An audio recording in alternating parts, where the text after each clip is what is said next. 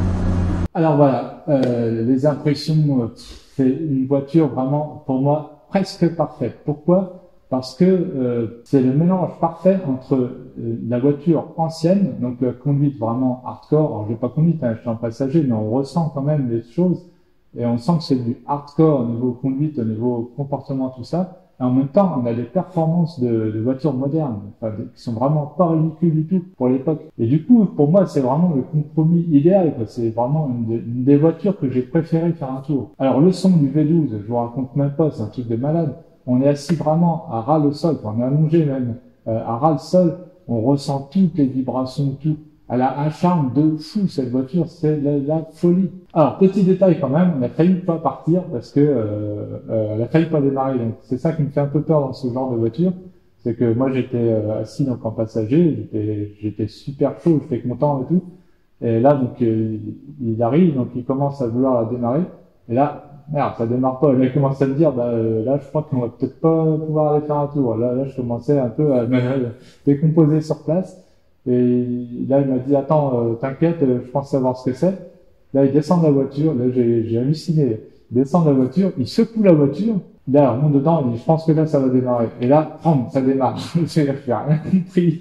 Je trouvais ça énorme. Et par contre, pas très rassurant. Bref, donc voilà. Alors, le son vraiment incroyable. Une voiture incroyable. Franchement, c'est vraiment une de celles que j'ai préférées parmi toutes celles que j'ai essayées. Alors, ce qui m'a marqué aussi, c'est les selles. Ils sont vraiment pas très épais. Ils sont assez durs. Et ça, j'aime bien parce que vraiment, on fait corps avec la voiture. Donc là, pareil, on a la boîte manuelle où on entend les clics, qui est mythique aussi chez Lamborghini. Donc à chaque changement de rapport. C'est super brutal, ça vibre de partout, enfin voilà, ça dégage un truc incroyable que seul Lamborghini et Ferrari savent faire. C'est une voiture qui est vraiment pas du tout aseptisée, mais alors pas du tout. Donc ça pousse super fort, on est vraiment collé au siège. Enfin voilà, c'est une voiture qui a vraiment un charme fou. Alors à l'époque où je l'ai essayé, la voiture elle valait à peu près 60 000 €. Vous vous rendez compte, c'est le prix de ma Modena aujourd'hui. Alors les prix se sont envolés, ça a redescendu un petit peu. Aujourd'hui on les trouve à peu près à partir de 110, 130 000 €. Donc pour les versions de base, hein. Après si vous prenez des versions élevées, forcément ça peut rien avoir. Voilà, c'est fini pour cette expérience en Diablo. J'espère que ça vous a plu. Si c'est le cas, n'hésitez pas à lâcher un pouce bleu, n'hésitez pas aussi à vous abonner si ce n'est pas déjà fait et à activer la petite cloche pour être au courant dès que je mets une nouvelle vidéo. Et on se retrouve à très bientôt sur Tout Berzingue. Allez, salut!